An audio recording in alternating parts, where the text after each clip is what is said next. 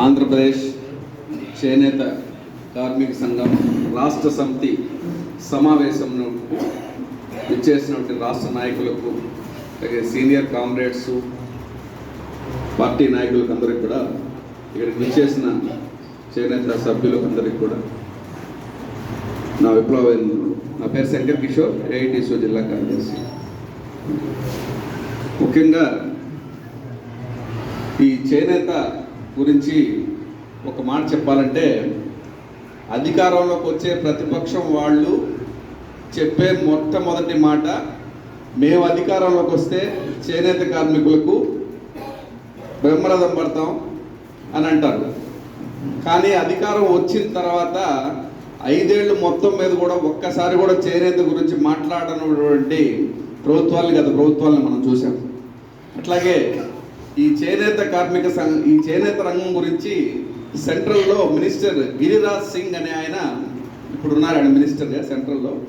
అలాగే మన స్టేట్ గవర్నమెంట్లోకి వచ్చినప్పటికీ సవిత, SAVITA సవిత అనే ఆమె ఛార్జ్ తీసుకోవాలి చేనేత. తర్వాత ఈ రాష్ట్ర కమిటీకి అందరికి కూడా నా తరఫు నుంచి నేను ఇచ్చే ఏఐటీసీ నుంచి భరోసా ఏంటంటే, రాష్ట్ర మంత్రిని కానీ కేంద్ర మంత్రిని కానీ కలవడానికి నేను ఎప్పుడు ఎల్లవేళ కూడా అందుబాటులో ఉంటానని తెలియజేస్తున్నాను. అలాగే ప్రశ్నించడానికి వచ్చానని 2014లో పార్టీ పెట్టిన జనసేన పవన్ కళ్యాణ్ గారు చేనేత రంగం మీద నాకు అపారమైన ప్రేమ ఉందని చెప్పారు ఆయన. అలాగే ఆయన్ని కూడా కలిసి ఆయన ఈరోజు చాలా కీలక బాధ్యతల్లో ఉన్నాడు. ఆయన ఏ మేరకు కేంద్రం నుంచి రాష్ట్రం నుంచి ఆయన ఎంతవరకు చేయగలరు అనేది కూడా ఆయన్ని కలవడానికి కూడా మీరు ప్రయత్నించినట్టయితే మీతో పాటు మేము కూడా అపాయింట్మెంట్స్ అన్నీ తీసుకొని మీతో పాటు వచ్చి మేము కూడా కలిసేదానికి ప్రయత్నం చేస్తాం.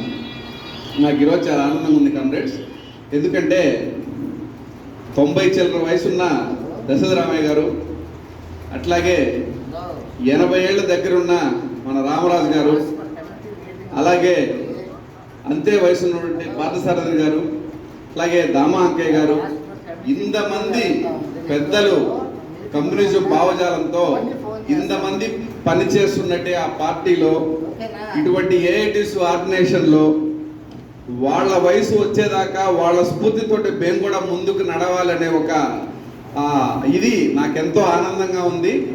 ఇంత వాళ్ళ చివరి శ్వాస వరకు కూడా ప్రజల కోసం కమ్యూనిస్టులుగా ఈరోజు ఇలా నిలబడడానికి భవిష్యత్ తరాలకు ఎంతో స్ఫూర్తిదాయకం. కమ్యూనిస్టుగా ఉన్నందుకు నేను ఎంతో గర్వపడుతున్నాను. అలాగే ఏఐటీసీ కార్మికులకి ఒక నాయకుడిగా ఉన్నందుకు కూడా ఎంతో గర్వపడుతున్నాను. నేను ఎప్పుడూ మీకు అందుబాటులో ఉంటానని తెలియజేస్తూ ఈ అవకాశం ఇచ్చినటువంటి రాష్ట్ర నాయకత్వానికి కృతజ్ఞతలు తెలుపుకుంటూ సెలవు తీసుకుంటున్నాను.